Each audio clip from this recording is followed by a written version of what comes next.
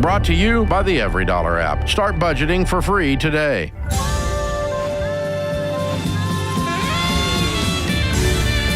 Live from Ramsey Network, this is The Ramsey Show, where we help people build wealth, do work that they love, and create amazing relationships. I'm George Kamel, joined by best-selling author Jade Warshaw, and we are here to take your calls and help you take the right next step with your money and your life. Give us a call at 888-825-5225. Carrie is our first victim here in Bend, Oregon. What's going on, Carrie? Hi, you guys. How can we help? So I have, it's kind of an emotional question, but basically our brother-in-law has not done what he was expected to do as the executor of a will that we would be involved in. And it's got to the point where we would need a lawyer. So that is my question. Should we pursue a lawsuit even if we don't have the money for a lawyer, but we would probably have the money once the lawsuit was settled? Well, you got to tell us more. Make your case for us here. Okay. So my father-in-law passed away in 2018 and left everything to his wife, which is my stepmother-in-law. Mm-hmm. She passed away in 2020, leaving everything to her son, which is a stepbrother, mm-hmm. and then two other brothers. Mm-hmm. The stepbrother, that's the executor of the will, went and sold everything in the house, sold the house, the land, all of it. Okay. Behind our back. That was not the stated wishes of the will. No. What were the stated wishes? That the three beneficiaries were her son, mm-hmm. and then the other two brothers. And is one of those your husband? Yes. Okay. How big was this estate? Do you have any idea? The house sold for it was listed at $795,000. Okay. Anything else? Everything that was in the house, tractors, cars, everything. I mean, he had 2 acres. What do you think it was all worth? Speaking to a lawyer, they said it would probably be about $100,000 for everything in the house because we don't have any documentation for it. So we're talking about almost $900,000. Mm-hmm. Yes. So you'd be owed about $300 at the end of this if all things had gone to plan. Yes, minus the back taxes that were paid when the house sold. How much was that? And not very much, less than $50,000. Okay. But he also did a complete remodel to the house that we didn't know about either. I don't know if that is in the consideration or not. So let me just make sure I understand this. The will said everything was supposed to be split 3 ways amongst the brothers. One brother said, forget that. I'm going to sell all of this myself. Yep. And then where is that money? Like he sold the estate, he sold the property. Where is the money? Do you know? He's got it. And how long, over what period of time did all of this happen? Well, I accidentally came upon the house being listed on Zillow when I was looking at land prices in that area. Uh-huh. I saw the house that my father-in-law built on Zillow. When? This has been going on a little bit before. The house sold in October, so a couple months before that. October of last year, 2024? Yes. Okay. Yes. So when that happened, did you guys go to him and say, oh, so you just sold everything? Like, okay, so you're going to divvy it up 3 ways. And then he said what? Well, he is not talking to us. He won't answer calls. He won't return anything from his lawyer. Mm-hmm. And we found out that the only thing that his lawyer has for us is a cashier's check for $5,000. And you said, what's this for? And he said what? They didn't say. And so then did you then go to whoever the lawyer was who first, read the will and said, this is the executor? You went to him, and what did he say? My brother-in-law won't return any phone calls to the lawyer. Got it. Okay, so now you guys... basically on the run. So you guys then need to go to a judge and say, hey, the executor of the will is not carrying out the wishes of the will, and he is keeping all the money for himself when the will clearly states. I feel like, yeah. He essentially committed fraud. So what you'd have to do is Yes. petition in probate court to force the accounting of this, force him to show up, force him to deal with this. I don't know. He may have spent all this money. Exactly. So I don't know that you're going to get what you're hoping to get out of it. I mean, it sucks that this happened. Well, yeah, over Yes. 5 years. I'm just trying to understand the 5-year play here because, and I don't say this to sound any type of way, but if I know I have an inheritance from grandpa and grandpa died, last year, I feel like I would have already known, forget 5 years, I would be wondering, okay, when are we selling the estate? When are we getting the money? So I want to know more about that I'm not trying to say anything We're not negative. defending him, but there's a we lot just of wanna other pieces understand. here that we're confused Okay, so- about. Like, was the estate officially closed in probate court? What happened with probate? Well, the house was my father-in-law's that he built this house on 2 acres. And it was just an agreement between all of us that we weren't going to do anything right away because A we written had the agreement or potential- just a phone call? No, just talking. Okay. That we didn't want to sell anything because we would like one of the 3 of us to buy the other 2 out and keep the property. Got you. So- Okay. But he went behind our back, and we knew nothing about the remodel, anything. He was still talking to us about how it would be awesome that we moved there and things like that. Completely lying to us. Okay.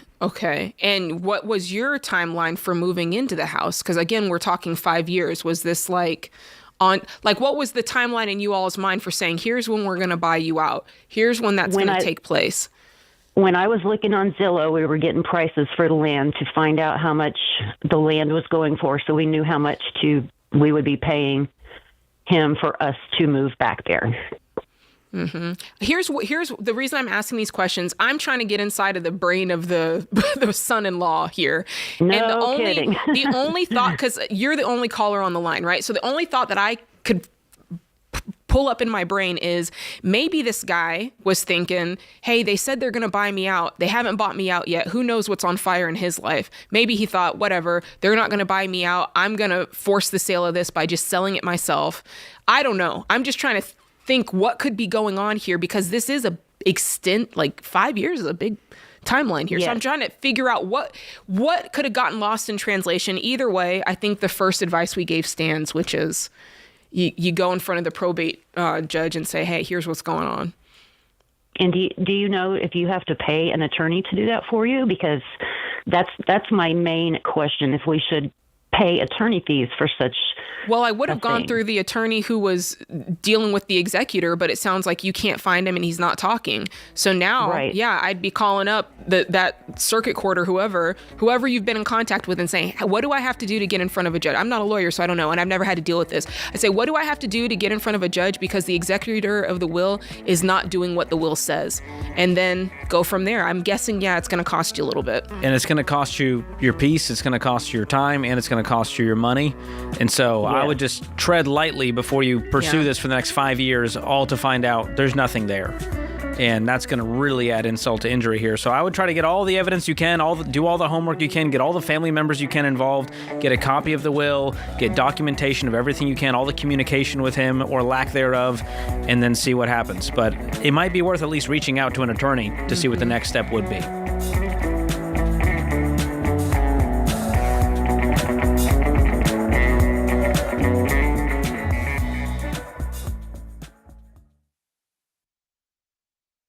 Let's be honest, shopping for health insurance can be confusing. With high costs, complicated terms, and customer service that doesn't really serve you, most folks just pick a plan and hope for the best. See, insurance companies don't work for you, they work for themselves, meaning they love it when you overpay. So you need a guide on your team to help you make the best choices. Health Trust Financial works for you.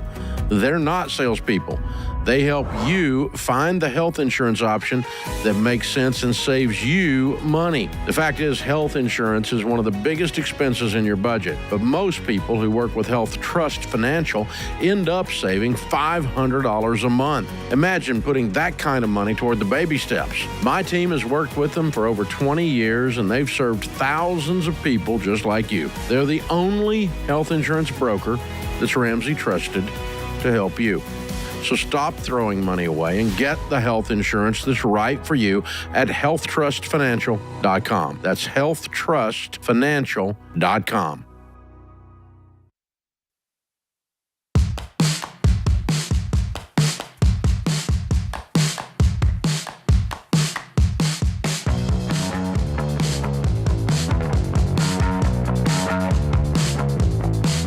Nathan is up next in Bozeman, Montana. What's going on, Nathan? How can we help today? Hi, I was calling in because I'm trying to figure out my next steps on trying to build wealth and spend time with my daughter after my wife has left. Oh, my goodness. I'm so sorry. When did she leave? About 6 weeks ago. Is this a very sudden thing, or were there marital issues beforehand and you saw this coming? There was a few marital issues, but I feel like she left very prematurely. We hadn't even been married a year yet when she had left. Wow, so you have a young daughter? How young's the daughter? I actually have a daughter from a previous relationship. Got it. She's 12, almost 13. Okay, so married less than a year, wife takes off.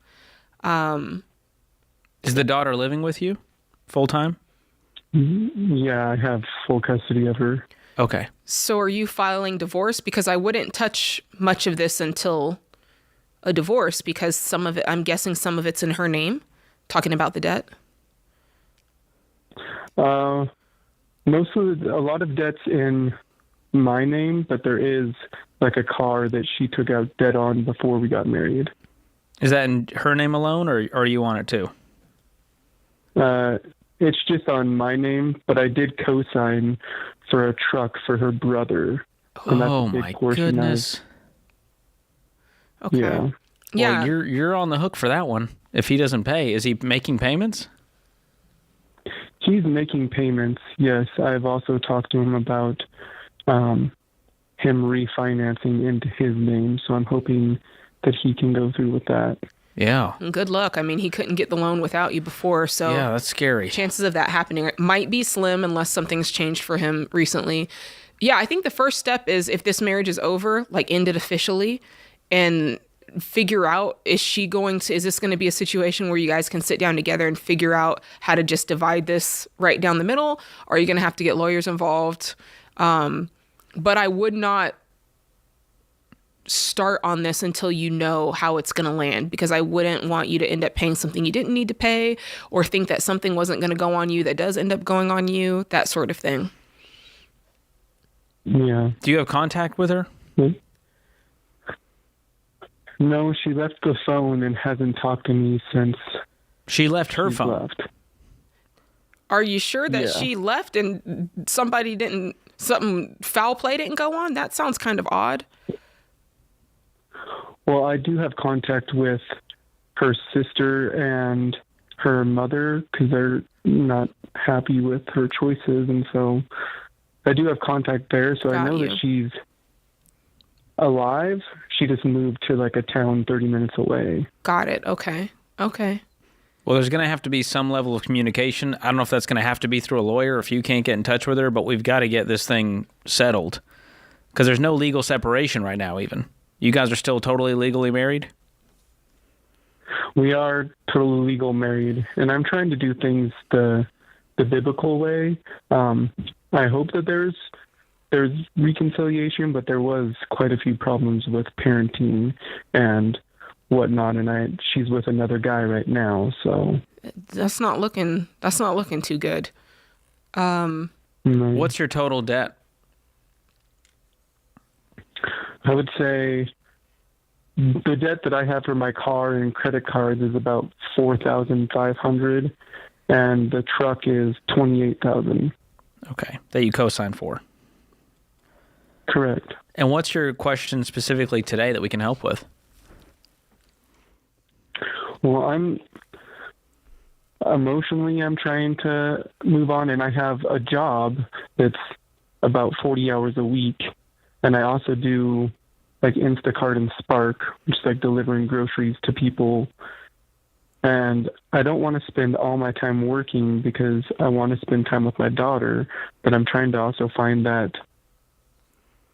good comparison, because I know that she's going through a hard time. And well, I think that, you know, we hear this question a lot, which is, you know, I prioritize my family. Is it bad to work more? Is this a negative thing? But I do think that when we think about the priority of our family, there's kind of like subcategories underneath that. Like, what does that mean to prioritize and take care of my family? And part of that is I go to work and I make sure that I have financial stability so I can provide stability and peace in our life. That's part of taking time, and that's part of prioritizing your family.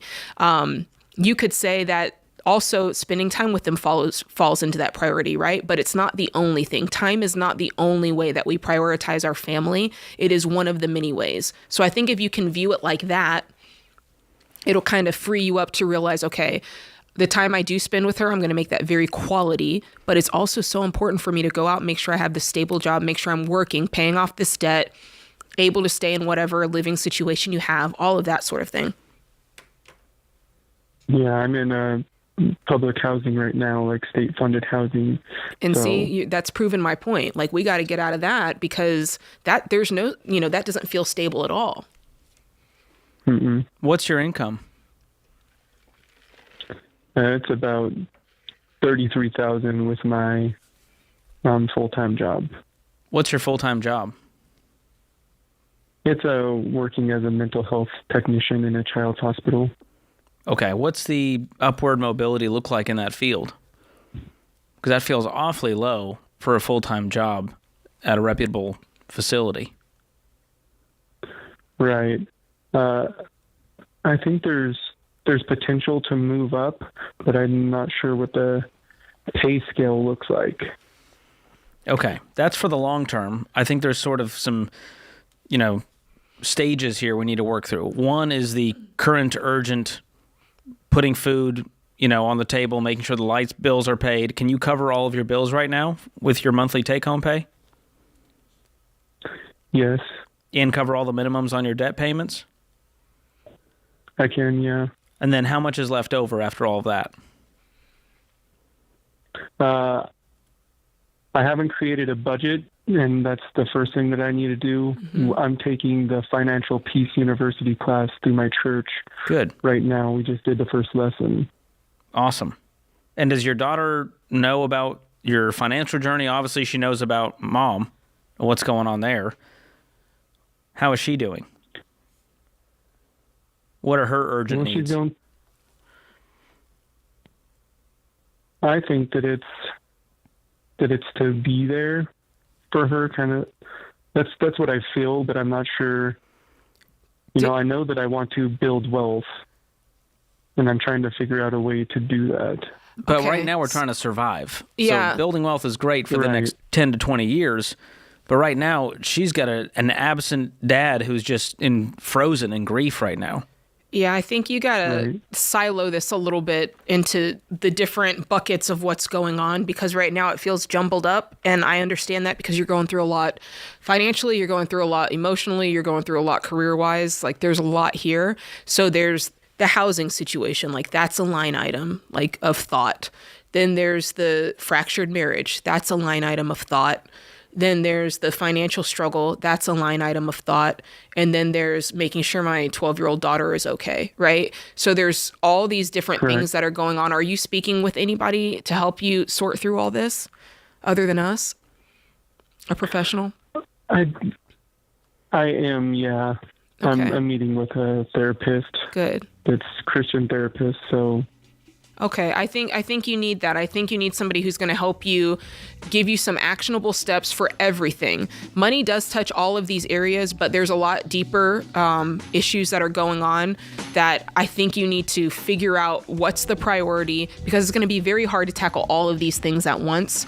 So you need to figure out what is the top priority for me today to work on, and what's my goal, and at what point do I move on to the next thing. Getting off this call, George, I'd say the first thing is to start putting a clear end to this marriage, and that looks like filing for divorce so you can start building some closure there.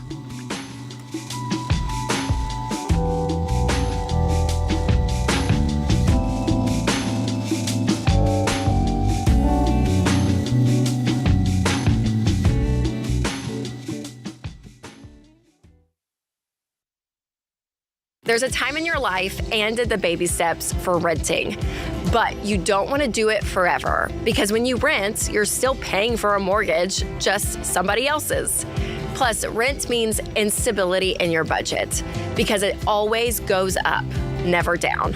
So when you're ready to buy, make sure you work with a mortgage partner you can rely on. Churchill Mortgage. Churchill is Ramsey trusted to help you make the move from renting to home ownership wisely. Churchill understands that when you buy a home the Ramsey way, your mortgage payment will be a consistent, manageable part of your monthly budget. Plus, when your home is paid off, that was your largest expense. Now it's extra money in your pocket and an asset towards turning you into a baby steps millionaire. Get started on the American dream of home ownership today at churchillmortgage.com. That's churchillmortgage.com.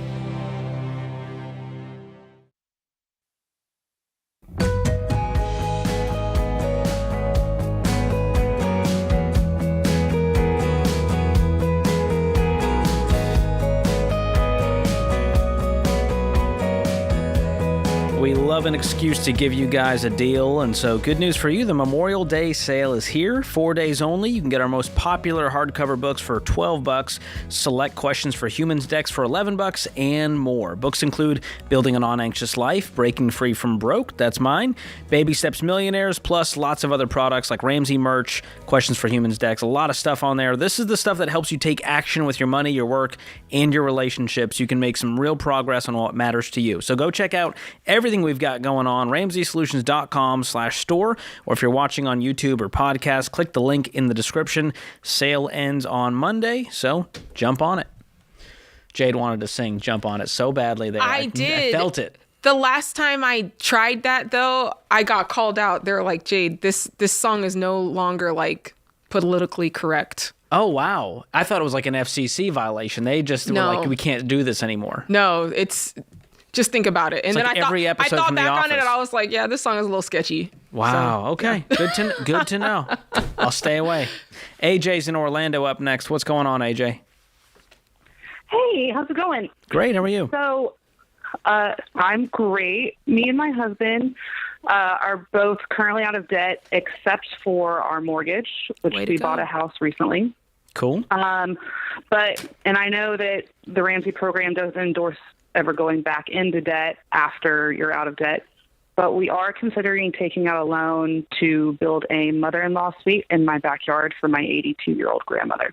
Look at you trying to throw that guilt on us by saying it's a mother-in-law suite for my 82-year-old grandmother.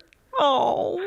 Okay. Is she in very poor health? What's the reason for her moving in with you guys? So she's slowing down for sure. But you don't want her in the house. You want her to you want to build her a doghouse in the back. We both have very strong personalities, and we both agreed that probably wouldn't work. Okay, what's the in-law suite going to cost? So we think we can build something pretty nice for around $50,000 to $60,000 in our backyard. But she's going to have to come into your house for like everything, right? Or will she have her own entrance? So it would be her own entrance and her own kitchenette and her own kind of little garden area in the like back. A shower and all of that? Yep. For $50,000. Yep. I've got a bridge to sell you. Are you guys doing this yourself? Are you going to just go to Home Depot and try to like hammer it together? No, so we're looking at a couple of like the kits. that you can get. And so some of the work we might do ourselves after we have the kit to save on cost. What do you mean by kit? So they have like modular home kits. So like Deltec or there's like, it comes up a little bit cheaper because then they're not having to put the house together on site. They put the house together before and they either bring it to you or essentially grandma's living in a souped up shipping container. Okay, and this it would be nicer than a shipping container, hopefully. And this is souped up, if that helps. This is so that as she ages, if you need to care for her, she's on site. Is that why? That is the goal. So she also has, oh my gosh, I can't remember what it's called, but she gets very dizzy sometimes. And so my fear is vertigo? That she falls. And vertigo, that is it. And if she falls, she's in Texas. Yeah. And, we talk every couple days on the phone, but, nobody checks on her that often. So she's in Texas. You're in Orlando. No, you're in. Yeah. Okay. So is there, I'm just thinking through this. Here's where I'm thinking. A, it's debt. We're never going to say to do that. B, I'm wondering what this does to the value of your home because a kit doesn't sound like a great thing if I'm looking to buy somebody else's house. And then the third thing I'm wondering is if the goal is to be able to take care of her, what would it look like to just put her in an apartment that's near you? So Orlando rent is very expensive. She also currently lives on, so it's a family ranch property that just she lives on down in Texas because nobody else lives in Texas. Mm-hmm. So I just think that like her going from living with all of this open land to putting her in an apartment would be a rough transition for her. You're squeezing her into the little kit as it is. But we're on an acre property, so at least we have outdoors available that she could sit outside and feel fresh air, and she's not super close with her. Like you're not up against your neighbor. What would happen with her property there? Would you? So it's currently in an undivided interest between my uncle, me, my brother, and my grandmother. Wow. So that sounds super simple and not complicated at all. So what would happen? You can't sell it then because there's too many people involved? Yeah, there's too many people involved that it would make sense to sell. Would they buy her share out then? Mm-hmm. We have talked about trying to buy her share out. Wouldn't that be you buying her share out? It would. It's not something that we can do right now since we just purchased our home. We're not looking to try and purchase that other part of the property. What about the other family members? So, okay, you guys are taking on this burden of taking care of a person who is a family member to many. Is there anybody else who's willing to kick in and say, hey, if you take grandma, that's, you're paying a financial cost and a just lifestyle physical cost. Amongst the brothers and sisters, if it were my mom, there's 4 of us, we'd all be thinking, okay, what are we all chipping in to make sure mom's okay? So is that a conversation that you can have with siblings to figure out, like, what's the budget here to make sure somebody's here to take care of her and she's, got a living situation that works? Right. So my brother is not financially responsible in a way that he could support that. And then she has 2 sons. One that lives in Tennessee and another that does live in a different part of Florida, that they would never take on the cost of having her come live with them or near them. So this is all on you for the rest of her life.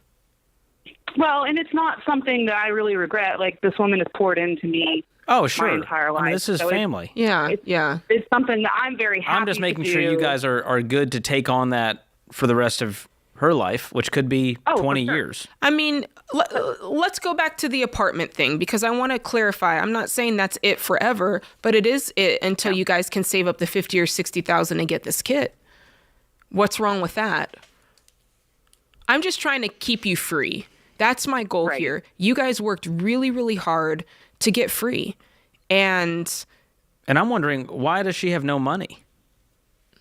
So it's not that she has very small expenses since the house is paid off and it's on the ranch. So it's not that she doesn't have any money. What is her income? So she has Social Security, and I'm not sure what her Social Security pays her a month, and then she had some savings that she got from my grandfather. But so I'm wondering, can we use her money to fund this or cover her apartment versus you guys taking it on? Yeah, because you're going to be paying for everything from here on out. Why not use her Social Security to pay for an apartment for her, or even like a assisted living community? So it's possible, and we haven't gotten in depth into finances with each other yet, that she would contribute some of it. So but if we paid $60,000 for a kit, she probably wouldn't be able to afford the full $60,000. Well, how much did she get from how much is in her savings from her husband? That I don't know. So we need to find that out. Very frugal. Yeah. Well, she might have $1 million sitting in there, and she's just very frugal. Yeah. She might have $1 sitting in there. We don't know. She's too generous to be a millionaire. Well, that doesn't make sense. Hold on. Let's say this. Let's say this. If you're going to do the very generous thing that I think that you're wanting to do, which is say, hey, we want to take care of you. You've got this health issue. We want to make sure nothing happens to you. You've poured into us, like you said. Then I don't think it's unfair to say, what can you contribute? Because the truth is, as we age, it is our job to make sure that somebody can take care of us with our own money. It's not supposed to be, the burden is not supposed to be passed to somebody else. Even if you don't feel that it's a burden, you going into debt is, and it's not a bad or wrong thing to say, Grandma, what can you contribute for your own care as you age? Because we want to make sure, we want to know what's there to take care of you. I would not go into debt for this, AJ. I think you want to go into debt for this, and I think you're thinking of all the reasons why you need to instead of why you don't. My fear is you're paying for this thing long after she's gone. You still have a payment on this kit. I wouldn't do it.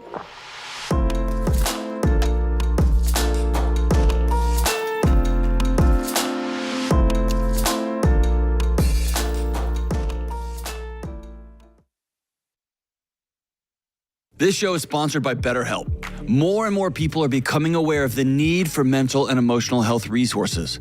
But so many of those same people still say they avoid getting therapy due to the fear of judgment. I know because I've personally been there. And I've sat with tons of hurting people over the years, and a lot of them are scared to get help. Listen, when people won't get help, it doesn't just affect them. It impacts their families, their workplaces, and their entire communities. The world is better when people are healthy and whole. The world is better when you are healthy and whole. So if you're thinking about trying therapy, let's go through that fear of judgment and contact my friends at BetterHelp. BetterHelp is 100% online therapy, so it's affordable and convenient for your schedule. BetterHelp has a network of more than 30,000 licensed therapists with a wide range of specialties. And BetterHelp has over 10 years experience matching people with just the right therapist. So to get started, just fill out a short online survey and they'll match you up with a licensed therapist. And if it's not the right fit, you can switch therapists at any time, and switching is easy and it costs no extra money. Listen, we're all better with help. Visit BetterHelp.com/Ramsey Radio to get 10% off your first month. That's BetterHelp, HELP.com/Ramsey Radio.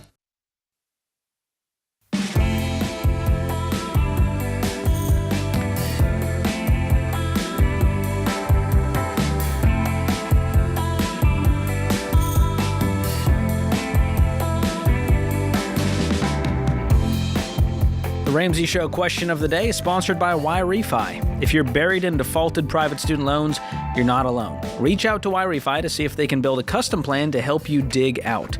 Visit YRefi.com/Ramsey. That's the letter Y, REFY.com/Ramsey. May not be available in all states. All right, today's question comes from Toby in Pennsylvania. They say, I'm seeing some mortgages advertised with only 1% down required. Is this a feasible way to get a house if we don't have enough for a 5% or 10% down payment? Ay.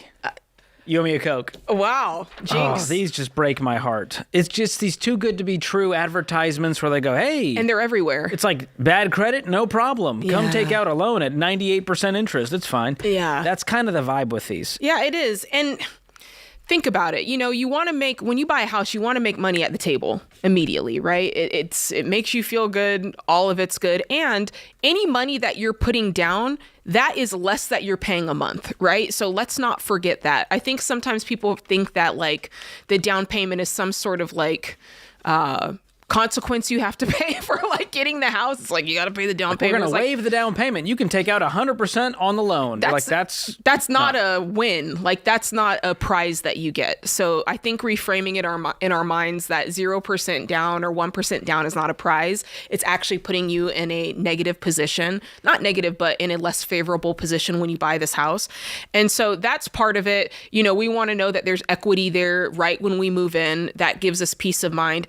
And the bigger part is if you're not putting anything down, I want to know what this payment is getting ready to be. Because when we're putting money down, we're making that payment lower and lower and lower, which is it's a smaller and smaller percentage of our world and our monthly budget, which is what we're aiming for. So the question I would have for you is, why do you want to put 0% down? Because if you're telling me you can't afford to put 5 to 10% down, you're also telling me you can't afford a home. Because what I find all the time, and this is the sad part, people will go in and buy a house for $300,000 or $400,000. They can't afford the payment.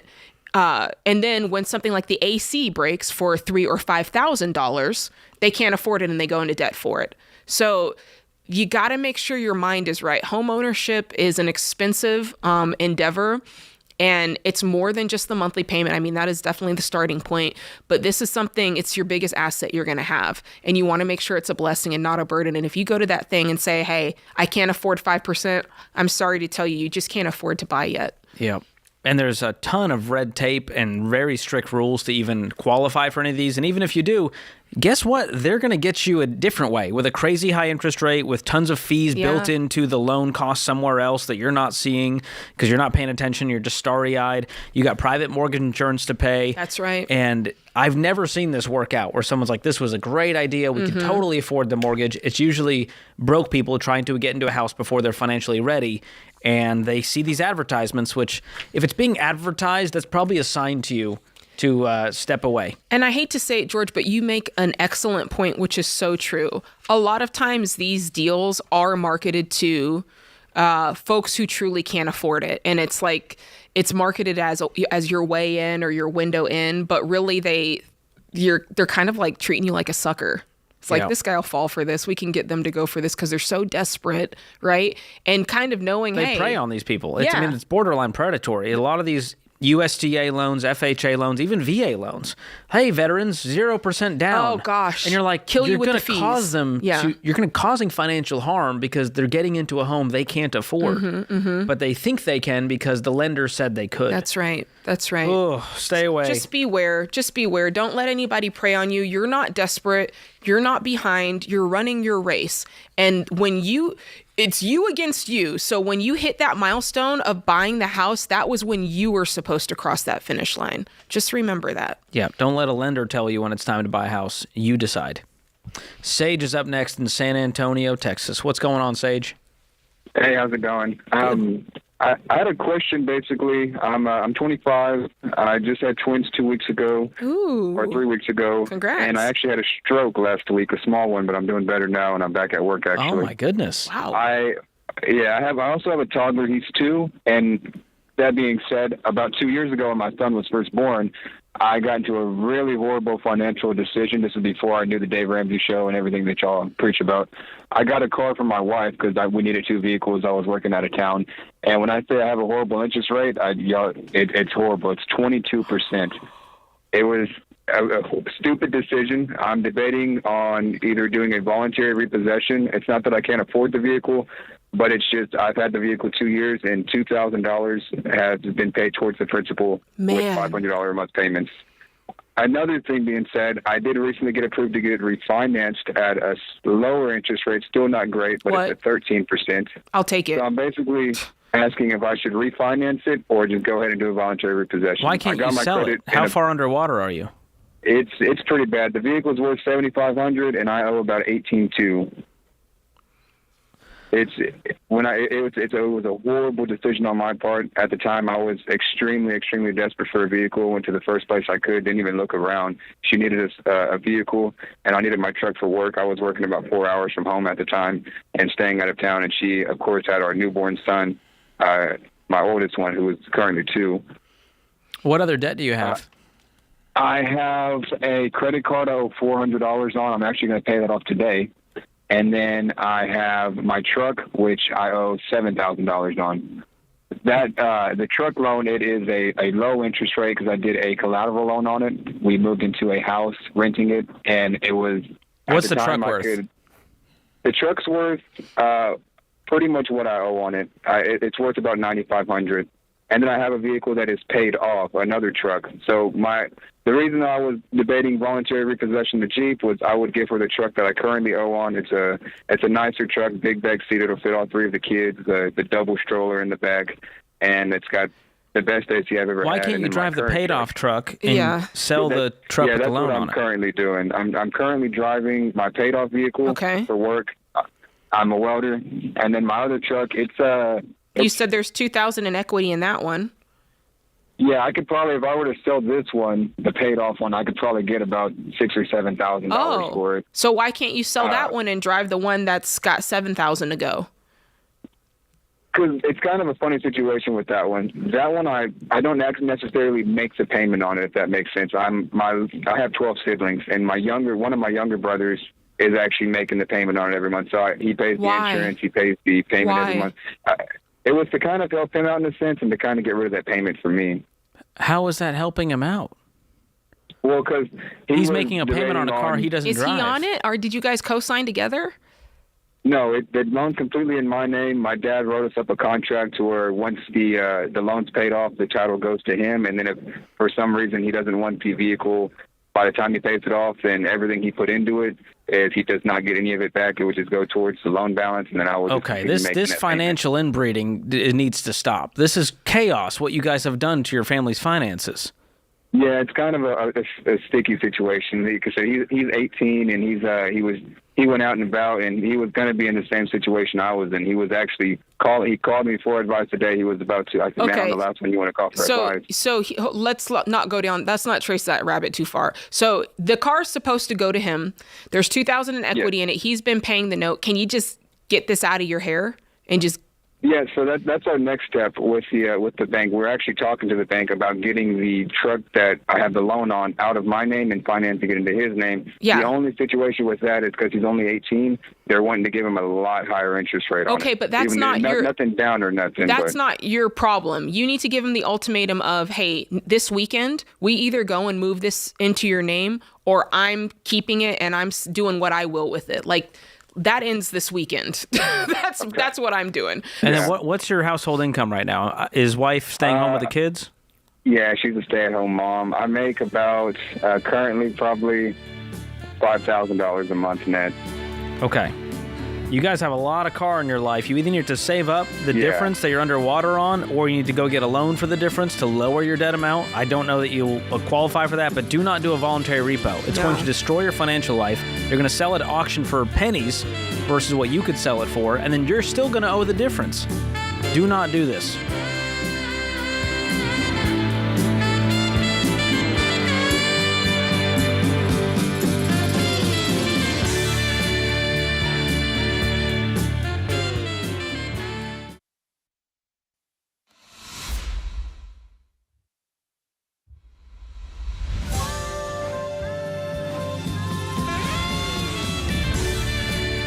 From Ramsey Network, this is The Ramsey Show, where we help people build wealth, do work that they love, and create amazing relationships.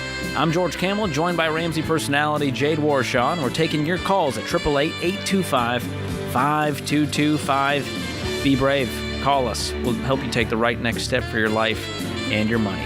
Haley's going to kick us off in Huntsville, Alabama. What's going on, Haley? Hi, how are you? Doing great. What's going on in your world? So we are about just over $60,000 in debt, and we are wondering how we can get ourselves out of this situation and what the next steps are. How'd you get into it? Bad choices, bad decisions. What kind of debt is it? Auto, loans, some hospital bills, and a little bit of credit card. Can you break it out for us by amount for each of those categories so we kind of see what we're dealing with? Yes, we have $44,000, just over $44,000 in car loans. How many cars? 2. Okay. Is it split even, like 20 and 22, or what is it? Oh no, mine still has $26,000 left, and my husband's we just got, and it has about $18,000. Okay, gotcha. Okay, what else? And then we got about 3 loans combined. That's about $13,400. Okay. Just Total personal credit loans? card. 2 are kind of personal loans, and 1 was a shed. Okay. So 13,000 in loans. What else? Then about $750 in credit cards, and then hospital bills is almost $2,000. Okay. Cool. What's your household income? Together we bring home about $90,000 a year. Awesome. Let's take home. Okay, good.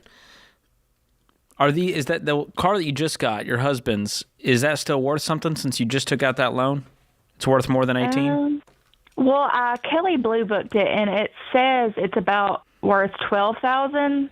So somehow You just it's got gone it. down. Oh, gosh. I just got it. Did you April roll 1st. over? Did you roll over bad equity? No. Negative? I got it myself. I got it as a surprise to him because I started working because I've been a stay-at-home mom. So I got overly excited making money and made a bad decision. Okay, so what happened then? Because, you've been in this mindset of the person who just bought this car is now the person who's calling. So what happened that triggered you to go, wait a minute, this is not good? Kind of just seeing it all together, and I don't know. Something was going through me. I guess I got a little excited because I was finally making money that I made versus him. Mm-hmm. And I guess I got excited and thought he deserved What'd he say? something nice. He loved it. He's quite different from me. I don't think he cares as much about the debt as I do. That could pose a problem for this journey you're about to embark on, right? Yeah, because we're gonna suggest some extreme changes, and he's got to be on board with that. Do you think he could get on board? I already told him, y'all gonna hit on the head. Y'all gonna tell us to probably sell some stuff. And I was like, I already know what they're gonna say. But what's he think to that? He usually just agrees with me. Okay. All right. Would he agree with you to sell these cars to get out of this debt? Yeah, because you'd be taking back the gift you just got him. Yeah, I've wanted to do that, but together it's $19,000 negative equity, and we've tried to get a loan to cover that difference. So we could sell them, and we cannot get a loan. Okay, the good news is, here's the good news. The cars together, they're not, you could reach in and pay these off probably over time. The $750 in credit cards doesn't scare me. You should pay that off this month and cut those credit cards up and be done. You should feasibly be able to reach over and pay off the $2,000 of medical debt really fast. That's out of your life. And now we've got 3, loans dealing with. Actually, the personal loans, I think you could probably break those up in the snowball and knock those out relatively quickly. So there's some parts of the debt-free journey that really are, this is the debt, and I'm just locking in, and there's no get-out-of-jail-free card that I can cash in. I've just got to work more, pick up an extra job, sell some of the things I like, and live just on hit nothing. it hard. Yeah. My guess is your expenses are pretty high because as you guys have made more money, you've increased your lifestyle. Yeah, we have, including all the debts, it's about $5,000 a month with regular bills, everything else. Okay, so that should leave $2,500 of margin, right? Yeah, and I don't know where that's going. It should but we're gonna leave. have to That's the hustle key down word, and it figure should. that out. So we're going to give you every dollar before you get off the call. And I want you guys, this is date night this week. I want you've already kind of foreshadowed that you're going down this path. I want you to tell him, hey, I called in the show. They gave us this gift with the caveat that we would make it our next date night. And we're going to sit down and we're going to list everything that we're spending money on. I want you to have the bank statements from the month of May ready, right? To see, here's really what's happening each month. Yeah. And so what's going to happen is you're going to do May's budget, even though we're already in May, and you're going to see how much you're probably already over budget, right? And then you're going to start June's budget together on the right path. So it's perfect because you'll be all ready to start afresh for June. And then from there on, with the $2,500, you're knocking out the medical debt in June. You're probably going to find, because you're going to cut back more, so you're going to be able to pay off the credit card in June as well. That feels really good, doesn't it? Yes, it does. And would he be willing to cut up cards and never use a credit card again? Yes, You said he'll agree with you. So if you say, hey, we're cutting up the cards, we're only going to use money we actually have. We're not going to have a promise that we'll have it. Do that. Because I found We've that changed it for me, Haley. When I was getting out of my debt, I realized that cutting up the card was one of the best things I did because it's burning the ships. It's saying there is no option to go into debt. I froze my credit, so I couldn't even open up a line of credit if I wanted to. And do you see what I'm saying? You have to add friction back into your life as you've gotten more out of control. And Haley, another thing that I want you to talk about when you guys do this budget date night, because George is right. You got to stop with the credit cards. But my thought is, if you tell your husband this, what's his name? You don't have to tell us. It's Chase. Okay, I was going to say we can call him Biff. I was going to guess Chase. I love a Chase from Huntsville. Let's say you got to tell Chase the deeper meaning of why you want to do this. Because if it's just, we got too much debt, we got to sell these trucks, we got to sell these vehicles, he's going to be like, what is happening? What happened to the woman that just impulsively got me a surprise truck? Yeah. So you've got to, and this might take some soul searching for you, Haley, to sit back and go, what do I really want? What is it that I'm trying to achieve? And why am I trying to achieve it? Is it peace? Is it stability? Is it, some sort of identity that you're searching for? Because you did mention that when you started making money, it made you feel like, oh, I'm here. So there's something there that if you can articulate what it is for you first, and then now you'll be able to articulate it for him. And then that's probably something he's going to be able to connect with you on, right? He might not get on board with, let's just cut up our credit cards because it's a smart thing to do. He might not get on board with that. But if you say, for the first time in my life, when I made a little bit of money, I felt like I was here and I was seen. And I realized I don't want that to be for naught. I want that to mean something, and I have a chance to be here with a legacy. Like, talk to him, and then he'll get it. Create the vision, and then selling the car becomes a byproduct of reverse engineering this vision. That's a very different story than we got to sell the cars because Dave said. It's, I want peace in my life. I want freedom. I want our kid to not know debt, and we've had debt our whole marriage, and we've got to change our family tree. It starts with us.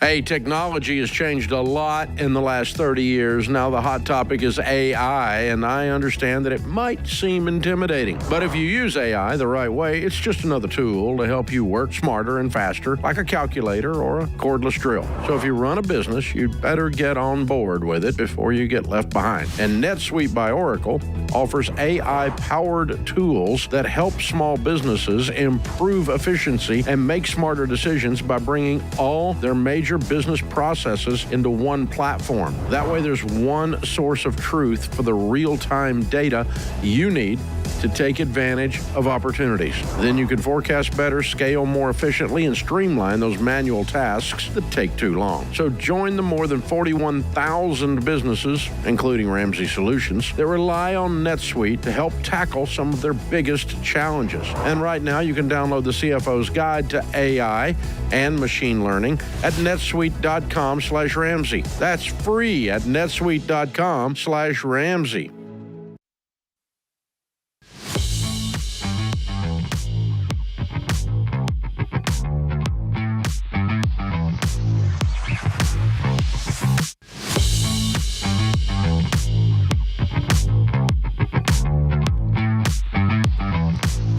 If you're tired of living paycheck to paycheck, you're wondering where your money's going, your first step is getting on a budget. Our team is hosting free budgeting trainings this month that you can jump in on, where you're going to learn step by step how to make and stick to a budget using every dollar. We're going to make it easy and, dare I say, fun. Plus, you can get your biggest budgeting questions answered in a live Q&A. So spots are limited. Go sign up for free at everydollar.com/webinar. Sasha is in Baltimore up next. How can we help, Sasha? Hi, guys. How are you? Doing great. Better than we deserve. Good. What's going on? Good. So my question is, I need some help trying to navigate if I should sell my house, rent my house, or stay in my house. And I'm a mom of two. I have a 12-year-old. I have a newborn. And I'm really just I'm starting to really feel the heat of wanting to save for retirement, save for college, just having money to build experiences with my daughters. Mm-hmm. So. And this house is a burden? Can you not afford the payment? So the payment is, it's decent. It's just that I feel like I'm one house emergency away from. So my mortgage, the mortgage I have now, I also have 2 extra mortgages, or what they call partial claims, because I ran into like repairs and it really set me back, and I wasn't able to make that mortgage payment. So I'm just like, I'm at a space where So you basically owe the back mortgages payments that you missed. How much do you owe total? So total is 130, I would say 140. It's 138 and some change. 140 total between all the mortgages? Yes. And what's your monthly payment that you have to make? $1,279. And what's the take-home pay per month that you're bringing in? About $4,400. I make about $85K, a little bit over $85K. Okay. Okay, so you're right there. Tell us what other debt you have, because something else is eating your lunch here. Well, I have a newborn, so that's my, the cost of having a newborn. Mm-hmm. But I don't have any consumer debt. I have a car payment and I have a student loan. That's it. Okay, car payment. That's all. That's consumer debt. So how much is your car? How much is your car? What's the balance? Like, what do you owe? The balance on the car is about $16K, and my car payment is about $550 a month. Okay. And what's the car worth? Have you looked if you were to sell it today and get something cheaper? Do you know what you could get for it? Okay, let's call that homework number 1 today. When you get off the call, we want you to go on kellybluebook.com and we want you to look for private sale if you were to sell it today on your own, what it would be worth, because it could be, you sell that and you get $500 back in your pocket. That'd be great if you can at least break even on it and then get something, a little less nice in cash, right? What's left on the student loans? I guess what my issue is even with the house thing. So I live directly across the street from a hospital. I'm able to move back in with my mom and have space and everything. But it's just even the idea of renting it to like traveling nurses and things. It's just the money for the repairs. So even just selling my car, where's the money going to come from to buy another car that I need now? Well, I think it's aspirational, right? So if you do the homework tonight and you look up and you find, man, I owe $16,000 and, maybe the car is worth $14,000, right? Let's pretend that you're at a deficit and it's $2,000. Now you can at least you have the information to go, okay, what would it look like for me to save up $2,000? And then how quickly could I save another $5,000, and what's out there for $5,000, right? You can start to use that as a jump off point for different ideas, because a lot of times when you're in your situation, it feels like you're painted into a corner. And the best thing you can give yourself right now are lots of options and ideas forward. So right now, one option you have forward, like you said, is I could go live with my mom, or I could rent the house, right? You're already laying out ideas and I'm just giving you more. So I would say the idea of renting your house doesn't feel like the right move, because what makes home ownership stressful is you're on the hook for everything, right? And you said that earlier, I fell on hard times. I couldn't pay for it. And now look. So if you're going to sell the house, if you're moving out of the house, sell it. I wouldn't move out and keep it. But is the allure to move in with mom, is it for childcare? Tell us more about that. Well, the allure to move in with mom is just based on speaking to real estate agents, and the allure is to get out of debt. It's really just to get out of debt, simplify, and just really try to rebuild from there. Plus, my mom would be there, so I would have the support. Is she local? Yeah, she's local. Okay, so yeah. So you got the $16,000. Let's look at the size of the problem. You got the $16,000 on the car. How much were the student loans? The student loans are $23,000. Anything else? No, that's it. So you have $39,000 in debt and you're making $85K. This is a very solvable problem. That makes me feel really good to hear. Yeah. But I think what you're searching for is a shortcut to make the problem go away faster, but you are the solution. You put this income to work. Everything above food, utility, shelter, transportation goes toward the debt. I mean, we can crunch some easy numbers here. Are you able to get your income up at all with side hustles? Drop the kids off at mom's and you go to work at night? Not at the moment, no. I'm not able to. And that's what a lot of the things, when I was trying to think about, like, how would I, especially with this newborn, maybe when she gets a little bit older. Maybe. But, and it sounds like you're doing this all on your own. Dad's not in the picture? I am. No, Okay. not really. No child support, no really, alimony? No. And really, honestly, it's making me feel a lot better if I can figure out what I can do instead of just putting myself out there again to try to see if somebody else would help me. No, that's not what I'm advocating for. I'm trying to make sure there's not other income that is coming in or should be coming in to help you get through this. Here's the good thing. It's all on me. The good thing is, and I want to validate this, a lot of times people call in and the mortgage is the problem. For you, that's not the problem. So that's a green check. I want you to leave off the phone feeling really good about where your mortgage is. So I don't think that's where we look for the solution. The second thing, Sasha, is there is a seasonality to life that's very real, especially when it comes to the baby steps, not just when we're in debt, but at different points of time. When you have really little kids, that plays very majorly into what you're able to accomplish. Now add into the equation that you're a single mom, and it doesn't change what you're able to accomplish. It changes how fast you're able to accomplish it. So there's part of this that I want you to know, hey, as long as you're looking at this and saying, here's where I see the problem is, here's where I'm going to start to make adjustments in that area. But just knowing, hey, probably for the first year, this is going to be really tough and I might not have the time to do some of the things I wish I could do. And that's okay. And in this time, the main thing to do is say this, hey, number one, I am not going into any debt. Like, I've drawn a line in the sand. I don't borrow money, period. That is your numero uno right now.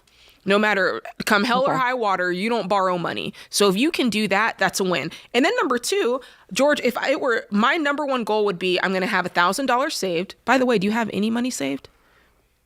Yes, I did save my $1,000 for the first baby step, and I think I have like maybe 2 more G's. So I was trying to figure out how I would do like improvements with the house and stuff like that. Yeah, improvements with the house is on down the list. I think your number one goal, first homework, I find out what the car is worth. Second financial goal is how quickly can I save $5,000?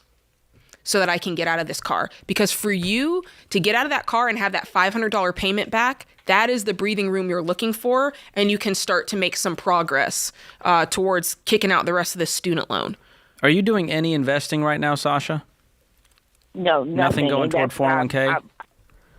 No. Okay, and I good. really want to get into that And you will. But don't let that be the thing that's making you feel like you're behind or like something's not right. You will get to that. It is truly step by step, baby step at a time.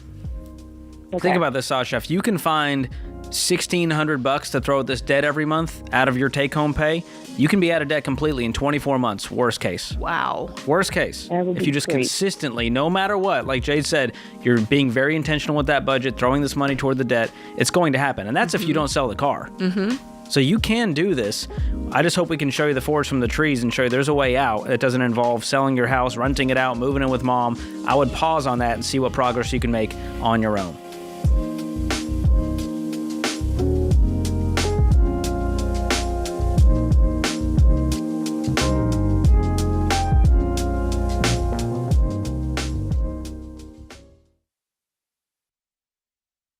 Hey guys, what's up? It's Jade Warshaw. And look, if there's anybody who knows about student loan debt, it's me. My husband and I had $280,000 of it, but we were able to dig ourselves out, and you can too. If your student loan payment and interest rate are burying you, refinancing could be the solution. Now, I recommend contacting my friends at Laurel Road today. Through their online application, you can get an initial rate quote in less than 5 minutes. And if you have a more complex situation, you can schedule 30 minutes to talk to an actual human being. Thank goodness. Laurel Road makes it simple. There are no fees involved, and you could save thousands over the life of your loan. Remember, you should only refinance if it makes sense in your situation. So, if you're looking for a low rate or a shorter term so that you can pay off these student loans fast, talk to my friends at Laurel Road about their competitive interest rates and how you could actually get a lower rate by signing up for autopay.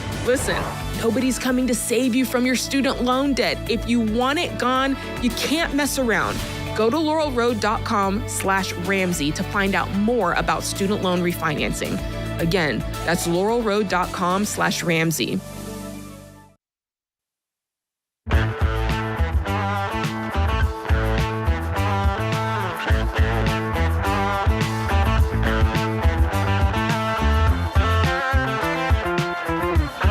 Welcome back to the Ramsey Show.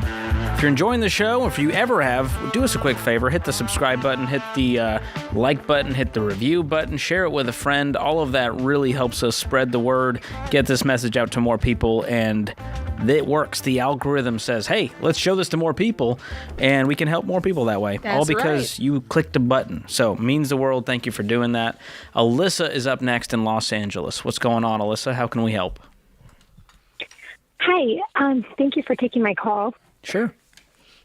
So I'm calling to ask if it's okay to use a portion of our children's 529 plans that we have been setting aside to help fund my graduate program. Okay, what's the graduate program? It's a doctorate for nurse practitioner. Awesome. How much is it going to cost? The total program's $81,000 without scholarships and grants, which I'm really hoping to get. And how much is in the 529? About $48,000. Okay, so you would take all the money out and still have a deficit? How would you pay for the rest? Okay, so the program I'm going to do part-time, and it's over 5 years, and I'm going to try and cash flow most of it. I don't know because I'm kind of transitioning from stay-at-home mom to working. I do work as a registered nurse right now, part-time. I don't know how much I'm going to be able to work while in the program. And so I'm just trying to figure out if I need to dip into it, is that wrong to be taking out of the 529? It's not morally wrong. You'd have to change the beneficiary to you, which is totally legal. It's more just, knowing that you're not going to have money for your kid when it comes time for college unless you replenish this very quickly. Yeah, how old are the kids?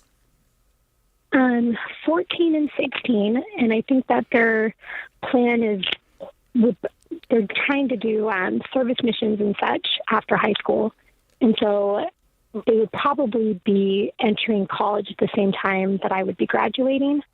And my in-laws graciously have made a 529 plan separately that could actually fund their first year of college. And then you would cash flow the remaining years? Right. And actually we don't need any of my income. We live off of my husband's income. And so really like my first year out of this doctorate program, like I'd be able to give all of any income I make to, my kids' college. Okay. What's your husband make? So after health insurance, taxes, what we pay to retirement, because we're in baby steps 4, 5, 6. Awesome. It's about $122,000. Great. So you got $10,000 a month coming in. That's more than enough to pay your bills. So what you're really saying is, can I use these funds and then replenish them or cash flow them, 3 years from now, 4 years from now? Right. I think that's a great idea. I mean, as long as you're not going to debt, you're cash flowing this. Now, you earmarked it for the kids, but if you're saying grandma and grandpa have another fund set aside, we're going to be able to cash flow this. We've communicated to the kids the plan. I just don't want them to go, I'm not doing missions. I'm going to go to a school that's $200,000 and, regardless of what you say. I just want to make sure that we're all very clear about the near future. Yeah, so we actually did have a family council about this, and we talked it over with our kids because we're pretty transparent with finances with our kids. And so they're okay. They're okay with me returning to school. They understand what we've agreed to pay for their college. They know about the 529s that their grandparents have made for them. And everyone's on the same page and they're okay with it. They're supportive of it. Good. Love it. I love this. Green I love lights. this family council. Yeah, and you're pursuing an awesome graduate program. You know, if you were just going because you were like soul searching, that's one thing, Right. just to go to more school. But this is going to very much increase your income. Do you know by how much from what you're making now to what you would be making? Well, so I'm just doing kind of an as needed right now. I probably make about $18,000 a year, which is nothing. But registered nurses they can make a lot more. But as a nurse practitioner in this area, and I want to do a pediatric acute care, which is like emergency, they could probably bring between $110,000, $140,000 a year. Awesome. Okay. That's a sweet upgrade. And the program seems reasonably priced for 5 years of school for $80,000. Is that what you're saying? Yeah. Mm-hmm. Okay. Wow. And you'd be Dr. Alyssa. Pretty cool. That's pretty sweet. I like this plan, Alyssa. Thank you so much for the call. This is great. I got most of my family's in med. I'm the black sheep. I'm not going to do any of that medical stuff, but they're great fields. Yeah. And the less debt you have, the more fun it is. I think that's amazing. If you can cash flow all of this, I'd go for it. Shirlene is up next in Orlando. What's going on, Shirlene? Hi, you guys. Thank you so much for taking my call. Absolutely. I just wanted to say praise God for you guys. I have some hope again after putting my head in the sand. I have a lot of medical school debt, and we're just in kind of, I would say 1/3 of the way through baby step 2, but I still have a lot of medical school debt left. Mm-hmm. And so my question was, I have this high medical school debt, but I also have high interest rates on them. So I was wondering if I should consolidate to get a lower rate so that as I'm working through it, I'm not just kind of treading water. Maybe. Tell us more about the debt. How much is it and what are the rates? How many are there? It's a $700,000 in medical school debt that has accumulated over time, and it's broken down into 11 different loans, and it's between 6.8% and 8.5%. Are they private? No, they're federal. Oh, federal. Okay.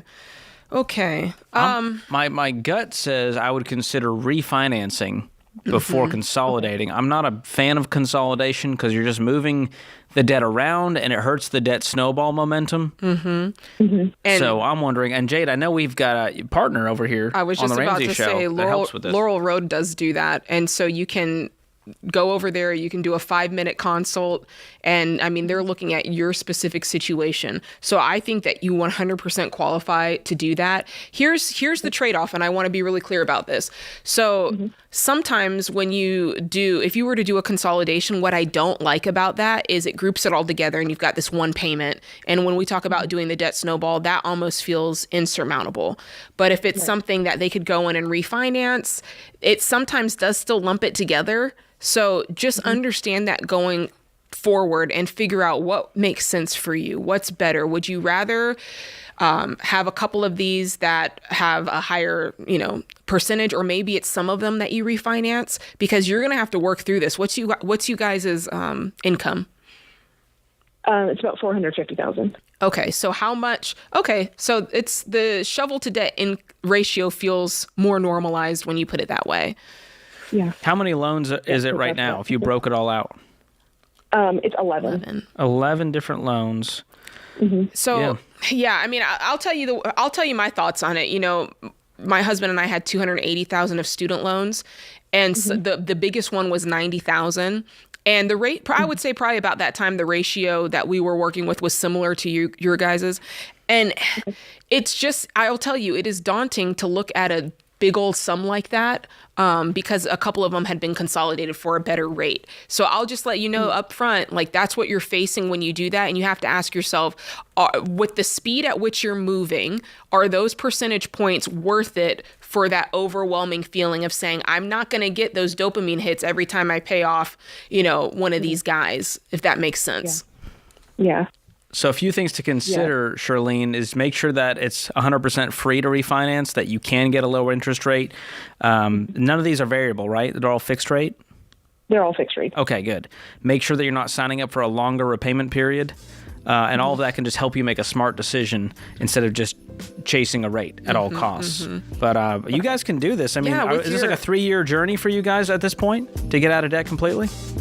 Yeah, I think so. Yeah, that's what the numbers show, we're being very intense about it, and got every dollar, and we're on the way. And I'm probably going to cry, but I had my head in the sand for so long, and started out with $400,000, and then accumulated this $300,000. And I feel like you guys are such a godsend. I feel like this is exactly what God was telling me to do. And I feel like we can be the lenders, not the borrowers. That's right. Preach, Shirlene. Beautifully said. We're cheering for you.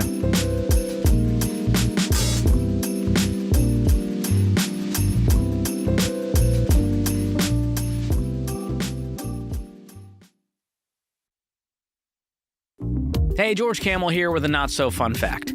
Every American Social Security number, including our children's, has been hacked and is now on the dark web. And this is not a scare tactic, this isn't fear-mongering, it's a reality that could turn into a nightmare for a lot of people. And believe me, I've been a victim of identity theft, and I would prefer it never happen again. Because once the bad guys have your social, it's the lifeblood for all of their activity. Think of all the places you use your social. Your banking, your employer, government offices, utilities, cell phone companies, everywhere. And once they've got it, thieves can open new accounts, drain existing ones, steal payroll, and wreak havoc all in your name. Not cool. And to be real, it's not a matter of if, but when. So you've got to protect yourself with Xander's ID theft protection. Xander has all the cyber tools to help, including home title monitoring, full recovery services if you do become a victim, and stolen funds protection. Not to mention, it's the best value on the market. They've been protecting my family for over a decade, and I trust them to protect yours too. So get enrolled today by calling 800-356-4282 or just visit Xander.com. That's Zander.com.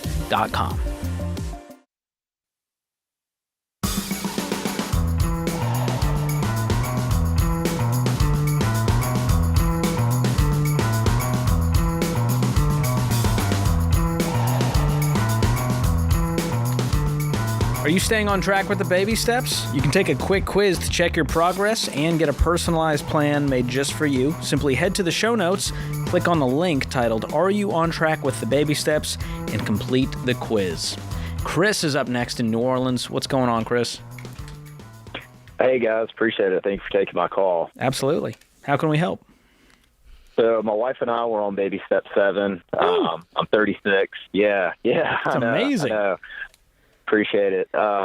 We've grinded away our whole lives, lived below our means, done all the things that you guys say. It's worked well. We've got a couple of young kids at home, and we're rolling into a nice summer, and we've got the itch to put in a pool. Yes. My kind of call.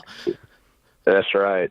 It's a lot of money. The biggest thing for us is something that if we're going to do it, we want to do it while our kids are young, but we don't want to put our retirement future in jeopardy either. We want to be able to thrive in our late 40s, 50s, and 60s. So want to know what you guys would have to say about it. What's the pool going to cost? You got some bids?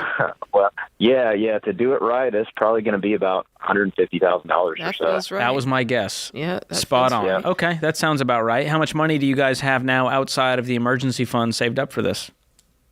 Yeah, I feel like we've done pretty well. We've for retirement and investments, we've got about $3.5 million. Woo! Set aside. Now wait a minute. Yeah. Is this a prank call? Why are you even calling us? You didn't need to ask us this, Chris. Now everyone listening is mad at you. They're like, this guy's a humble bragger. Okay, how much do you have? Congratulations. That's non-retirement that you can use on the pool today? Yeah, so in those, it's about 50-50. The split between brokerage. So you cash out, $150,000 of the brokerage, a little more to factor in taxes, right? Capital gains. Yeah, it would probably be a mix of that and then just cash flowing it with what we have coming in. Do it. A mix of both. Yeah, do it. And I try to cash flow as much as possible. Yeah. Wow. Okay. All right. I didn't think it would be that easy. It's just we've never been accustomed to spending that. Don't get me wrong. We haven't lived scorched earth. We've lived a good life, but we have tried to live below our means. So when we're talking 6 figures to dig a hole in the ground and put water in it, seems a little bit crazy, but that's where we are. So. You do have to consider one really important caveat to this whole thing, which is if you do this, you have to invite George and I over for a pool party. 100%. You got floaties for me? And do it New Orleans style. That's right. We can do it. Are you going to have a pool house too? I feel like you got to up it at this point. We're mad at you. I know, for man. not spending enough. Yeah, this is going to start the ball rolling. This is very exciting. In y'all's terms, baby steps, right? That's Maybe right. And you've earned it. You've earned it. Oh, You know, a it's lot good of to be people Chris think today, man. People That's great. think, oh, those Ramsey people, they don't want you to have a good life. They want you to be frugal forever. I'm like, nope. You forgot the part where it said live like no one else. So later, you can live like no one else. I know, And that's right. Later for Chris is a lot earlier because he worked his butt off. My guess is they've had a high six-figure income for a long time, kept their lifestyle in check, and then put away the rest of that money. To have $3 million, $3.5 million in just investment accounts? Yes. It's insane. And if I may, I got to get on some folks real quick. If I may, because George, every once in a while, my silly self goes and looks at some of the comments of the YouTube channel. I could have warned you against that. Let me do that, Jade. That's my job. Every once in a while, I do. And you guys, what George says is right. You guys get mad at people like Chris who call in and they've done something good. Don't be haters. Don't sip on that haterade and go in the comments talking about, oh, this guy's humble bragging. He didn't need to call the show. Blah, blah, blah. Don't do that. He's our hope. He's the one we can look at and go, Chris did it, I can do it. Instead of being like that, you need to be asking questions. You need to be calling up Chris and saying, Chris, bro, how'd you do it at 37? You got a pool?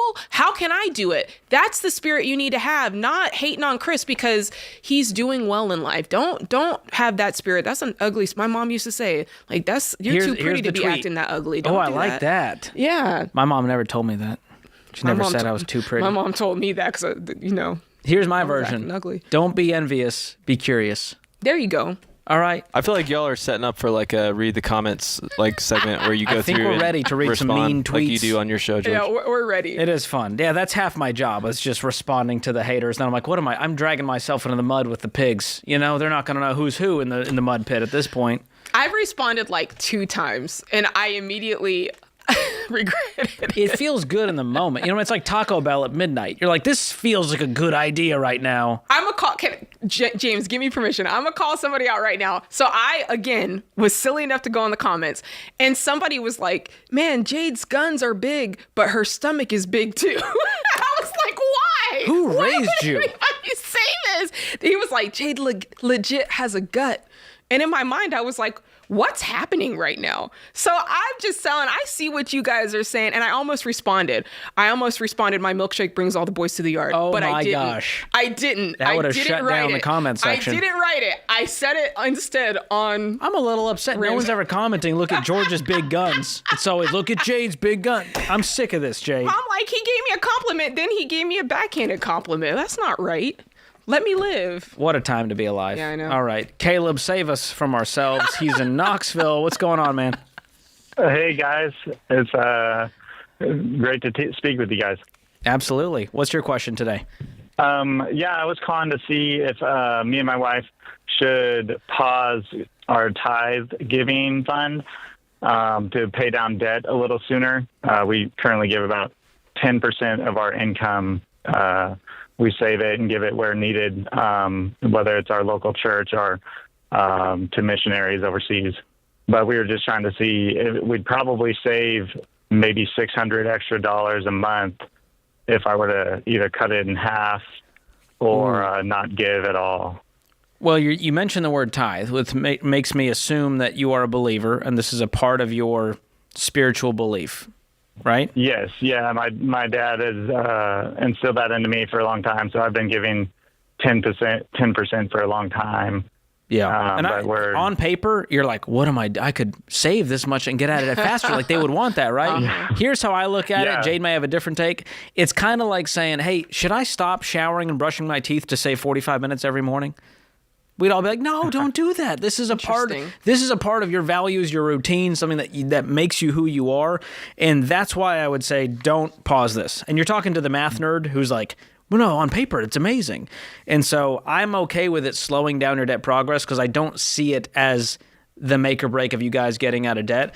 I see it as a core tenet of your financial values being lived out. Yeah. Okay. Yeah. Let me tell you, I think it bothers you. Otherwise, you wouldn't have called in. And that's not me. That's just me thinking if you didn't think there was a a yin and a yang to this, you probably would have just done it and not thought anything about it. But because it is morals and values based, the fact that you called us lets me know that something for you is not quite sitting 100. So that's why I might pull back and go, for me, if it's a values thing or a morals thing, if I am not feeling 100, I can't do it, because it's that nagging thing that's like, ugh. Yeah, and that makes a lot of sense. And that's, I appreciate that advice.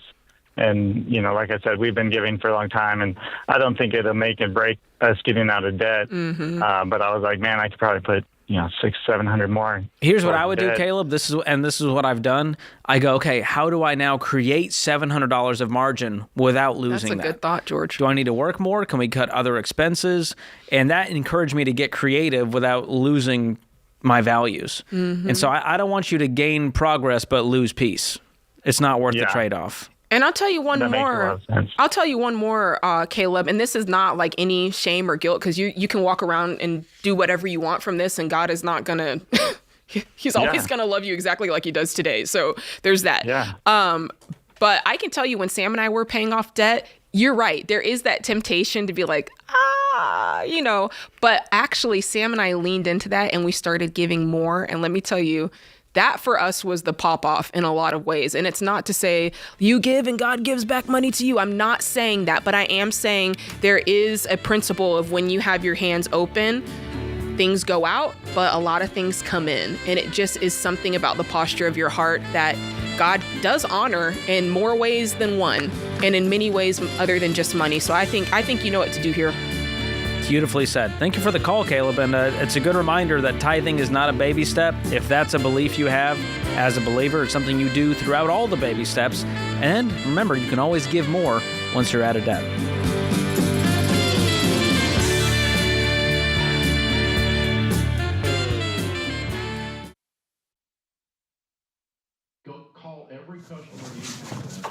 Hey, what are you still doing here?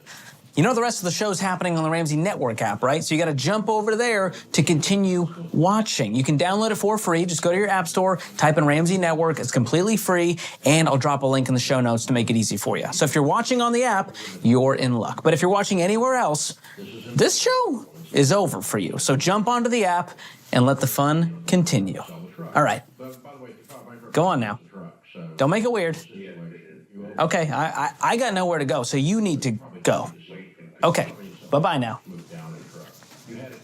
All right, it's getting weird over there, guys. What do we do?